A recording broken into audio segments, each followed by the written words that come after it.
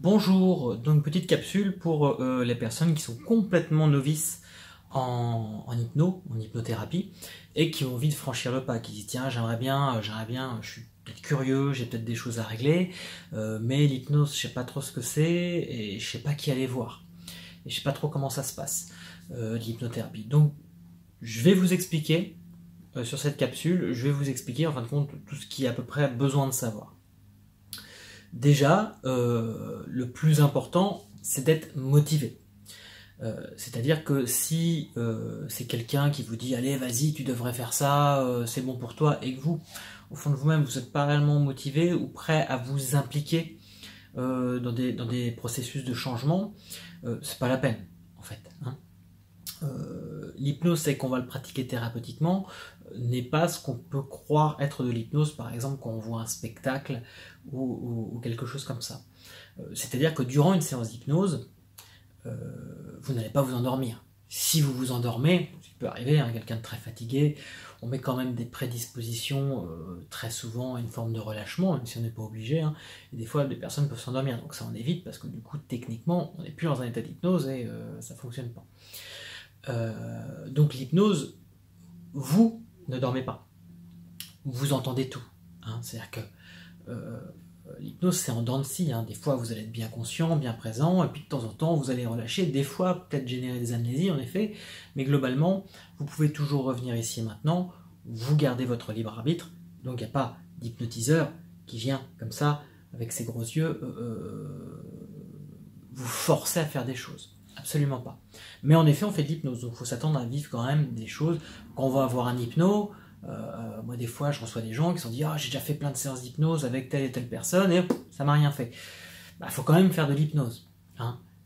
Voilà. L'état d'hypnose, il va y avoir quelque chose de cotonneux, il va y avoir une modification de l'état de conscience, donc c'est une autre représentation, une autre conscience du monde autour, du monde intérieur. Voilà. Ensuite, qui allez voir? Et bien là, fiez-vous déjà au bouche-oreille. Des personnes, plusieurs personnes qui sont allées voir un thérapeute ou un hypno qui ont dit « Ah, celui-là il est vraiment pas mal, je te le conseille ». Ou sinon, si vous connaissez vraiment personne, là, regardez le CV. Chaque thérapeute, on a une façade commerciale, que ce soit sur internet ou des choses comme ça. Et sur cette façade commerciale, regardez le cursus, une bonne école, donc regardez les écoles, regardez les cursus, regardez le niveau d'expérience. Tombez pas sur un thérapeute qui a fait une formation d'une semaine et puis qui s'installe comme ça et qui n'a pas eu le temps d'acquérir, qui n'a pas d'expérience sur l'hypnose et qui lui-même sait pas trop réellement ce qu'il fait. Donc des fois ça va le faire, parce que quand on fait une école, on n'a pas besoin de tout comprendre pour que ça marche, mais quand même quelqu'un avec de l'expérience, c'est plus sécure, tout simplement. Ensuite, alors mettons, ça y est, vous franchissez le pas, vous appelez l'hypno, vous dites bon voilà, je veux un rendez-vous, vous prenez un rendez-vous et vous y allez. Règle numéro 1, il faut que ça colle. Si l'hypno, vous le sentez pas, ça sert à rien. Tout simplement. Parce qu'on utilise en hypnothérapie ce qu'on appelle les liens de synchronicité, de synchronisation. Et c'est des liens d'inconscient à inconscient. Donc si vous ne le sentez pas, quoi que vous fassiez, vous n'allez pas le sentir et ça ne va pas forcément bien fonctionner. Donc techniquement, un hypno bien formé doit être capable d'entendre « Excusez-moi, je sens moyen, donc je repars, je vous laisse ». Et même si l'hypno est vraiment bien formé, c'est lui qui dit « Oh là !» il ressent que la synchro n'est pas établie, il dit « On ne va pas pouvoir fonctionner ensemble, donc passez une bonne journée », et puis qui vous redirige sur quelqu'un d'autre par exemple, ou des choses comme ça. Après, ça colle, ça match l'hypno avec lequel vous avez pris contact, ça a l'air d'être intéressant, ça colle bien. Soyez vigilant à plusieurs choses. Déjà, on travaille avec la suggestion. Donc la suggestion, c'est des idées qu'on vient chercher à implanter chez la personne, si on peut parler vulgairement. Mettons qu'il y a un hypno qui vous dit « Bon, ok, là on va se voir. On prend un rendez-vous toutes les semaines ou un rendez-vous tous les 15 jours et on prend 6 rendez-vous à l'avance. » Fuyez. Surtout pas. c'est tout ce qu'il ne faut pas faire quand on est thérapeute. Hein. C'est-à-dire que c'est une grosse suggestion qui voudrait dire inconsciemment que ça irait pas mieux avant la 6e séance ou la séance dite finale, entre guillemets, ou voilà. Donc, surtout pas, surtout pas, surtout pas. Entre 2 séances d'hypnose, souvent, moi, ce que je fais, je laisse passer minimum 3 semaines. Parce qu'il faut du temps au changement. Il y a des choses qui peuvent fonctionner comme ça sur un claquement de doigts, et puis hop, vous sortez d'ici, et puis ça va mieux, je sais pas, des phobies, arrêtez de fumer, c'est souvent une séance, etc. Mais il y a plein de choses qui en effet nécessitent de toute façon du temps et plusieurs séances.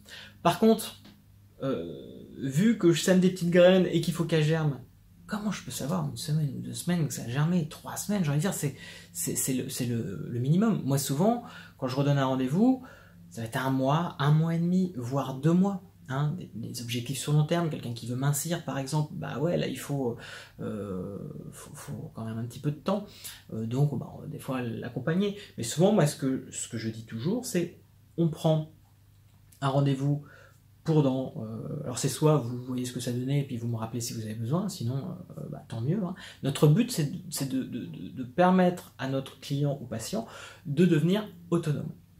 Donc voilà, 1 mois et demi, bah, vous avez un rendez-vous, si tout va bien, ce qui est le but, si vous sentez que ça travaille encore, que vous êtes autonome et que vous pouvez vous débrouiller tranquille, bah, vous appelez quelques jours avant, puis vous dites, bah voilà, j'ai plus besoin de vous, ou alors bah, je sens que ça travaille encore, et puis bah, on va repousser dans 1 mois et demi, 2 mois, etc. etc. Donc c'est comme ça que l'hypnothérapie marche bien. Alors je parle pas des cas d'urgence, hein. Moi, des fois, pour aller dans les hôpitaux, bah ouais, il y a des personnes qui sont en fin de vie, on est dans du soulagement. Donc bah là, il n'y a pas le choix. Hein, on y va, je ne vais pas lui dire on se voit dans 2 mois. Et dans 2 mois, voilà, est-ce que la personne sera encore là? C'est pas sûr. Donc oui, des fois, on travaille dans l'urgence, on va la voir 1 fois toutes les semaines pour la soulager, pour peut-être... voilà, et puis bon, bah, jusqu'à ce que la personne estime de plus avoir besoin de nous. Donc c'est tout le temps important quand on est thérapeute aussi de demander est-ce que vous avez besoin de moi, ou là c'est bon, vous pouvez vous débrouiller tout seul. Donc l'hypno qui vous dit on se voit là toutes les semaines pendant 6 mois, parce qu'il y en a. Non, c'est absolument pas. Alors là vous partez sur une thérapie voilà, hyper longue. On est dans ce qu'on a les thérapies brèves. C'est-à-dire qu'il y a plein de choses qu'on va régler en une fois. Alors après, en effet, quand on rentre sur des strates plus de l'ordre de l'identité, hein, je sais pas, quelqu'un qui a une phobie, bah, ça m'est arrivé plein de fois de traiter une phobie, que la personne, je sais pas, puisse prendre l'avion, puisse voilà, croiser des araignées, et tout se passe bien. Après, des fois, il y a des personnes qui sont tellement imprégnées de cette phobie qui se sont identifiées à elle. C'est-à-dire que même là où elles sont, à l'heure d'aujourd'hui, les décisions qu'elles ont prises, la construction de leur vie, etc., c'est fait autour de cette peur. Donc là, c'est souvent beaucoup plus complexe et ça demande plus de temps. Encore une fois, on reste sur un accompagnement, enfin, je vois quasiment jamais, sauf des cas vraiment très trash, voilà, les gens plus de 10 fois, quoi. C'est plutôt rare, c'est même très rare. Après, ça va être plus du développement personnel, par exemple, ou des choses comme ça, si on les suit plus. Et encore, donc c'est des choses qui durent sur des années. Hein, parce que ça m'arrive des fois de voir des gens que j'ai côtoyés, enfin que j'ai suivis il y a 10 ans, et qui ont été bien pendant 5 ans, je ne sais pas vu, puis à un moment donné de leur vie, ils sentent qu'ils ont besoin d'un petit coup de pouce, donc hop, ils y vont. Ils m'appellent, hop, 2-3 séances, des fois 2, des fois 1, juste histoire de hop, et ça rebooste, et on rentre dans du développement. Donc voilà, parce que l'hypnothérapie, on n'est pas là que pour faire de la thérapie, on est aussi là pour faire du développement. Hein, développer la personne dans son être de mieux en mieux, réussir. Puis bah, des fois, quand on a des choses un petit peu dures à passer dans sa vie tout seul, bah, c'est bien d'avoir de l'aide. Donc voilà, donc tout ce qui est de l'ordre identitaire, en effet, ça peut demander un petit peu plus longtemps, avec un suivi, toujours espacé, hein, 1 fois par semaine, pas savoir si la personne a changé, c'est pas possible. Et puis après, il y a des choses plus rapides, comme je vous le disais, hein, des trucs un peu comportement, voilà, ça peut être très rapide. Donc voilà, j'espère que je vous ai un petit peu aiguillé. L'hypnose, c'est quelque chose de fabuleux, donc on n'est pas du tout dans ce qu'on voit en spectacle, en thérapie, hein, comme je vous expliquais, vous dormez pas, vous n'êtes pas obligé de faire quoi que ce soit, vous n'êtes pas, etc. Faut être motivé, faut être volontaire, parce qu'on va peut-être vous filer des petits exercices. Vous voulez du changement.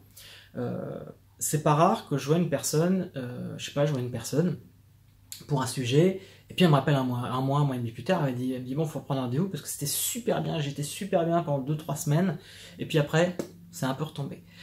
Bah là, souvent, la question que je lui pose, c'est qu'est-ce que vous avez fait pendant ces 2-3 semaines? Parce que la personne, elle vient pour changer. Donc, nous, on va ouvrir une fenêtre d'opportunité au niveau inconscient qui va permettre ce changement. Mais si la personne derrière reste dans sa vie de tous les jours et qu'elle commence pas à installer des choses qui lui permettent d'aller mieux, bah la routine elle va se réinstaller.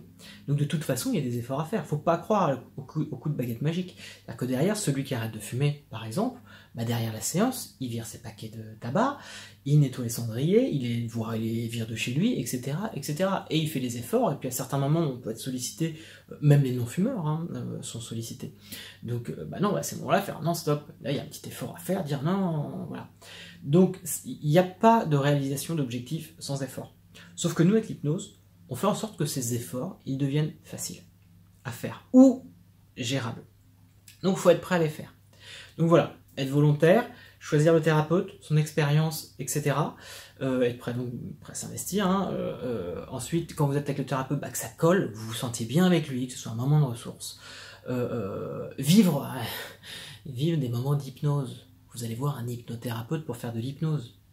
Donc l'hypnothérapeute qui commence à faire du magnétisme, qui commence à faire des choses comme ça, pourquoi pas? Mais il faut qu'il vous concerte avant, parce que vous êtes là pour faire de l'hypnose. Donc ça, je vais faire une capsule spécialement pour les thérapeutes pour ça, parce que c'est important. On vient faire de l'hypnose. Hypnose, PNL, etc. Ouais, on vient pour ça. Ou sinon, le thérapeute, il a sur sa façade commerciale, hypnose, magnétisme, EFT, MDR, machin, et tout ça. Donc voilà, moi je fais un petit peu de MDR, j'en fais quasiment plus. Déjà je l'ai retiré en plus parce que c'est pas un outil que je préfère faire, même si c'est très très bien le MDR, mais c'est pas ce que je préfère. Personnellement, c'est pas mes outils d'affinité. Donc assurez-vous de vivre un état hypnotique aussi, etc. etc. Et puis une fois que ça colle, que le thérapeute il soit pas là en train d'essayer de vous accrocher à lui, parce que notre but c'est l'inverse. Notre but c'est, vous venez là, mon but c'est de moi vous voir. Je vous aime beaucoup, vous êtes très gentils, super, mais mon but perso c'est de plus vous voir. Point. Final, que vous alliez mieux. Parce qu'on a tout à gagner en tant que thérapeute. Au niveau de... on fait ce boulot-là parce que c'est quelque chose d'extrêmement important, l'impression d'être utile. Et d'être utile, c'est de rendre les personnes autonomes. C'est pas de rendre les personnes qui viennent nous voir utiles. Voilà, même si on a, comme tout le monde, besoin d'avoir de l'argent pour fonctionner, n'empêche que techniquement on fait pas ça pour ça, on fait ça par passion et par amour de ce qu'on fait. Donc j'espère avoir été clair avec vous. Si vous avez des questionnements, des choses comme ça, n'hésitez pas. Déjà abonnez-vous, appuyez sur la petite cloche aussi pour avoir les news si ça vous intéresse, parce qu'il y a des choses pour les thérapeutes et aussi pour les personnes qui ne connaissent pas l'hypnose. Et puis il va aussi y avoir des techniques d'hypnose, des séances d'hypnose gratuites sur cette chaîne, etc. Donc voilà. Des questionnements, vous laissez vos petits commentaires, on se fera une joie, moi et Adrien, de répondre, d'essayer de vous éclairer par rapport à ça. Et franchement, allez voir un hypnothérapeute, l'expérience d'hypnose, allez-y, c'est une expérience extraordinaire. Et je vous souhaite une excellente journée.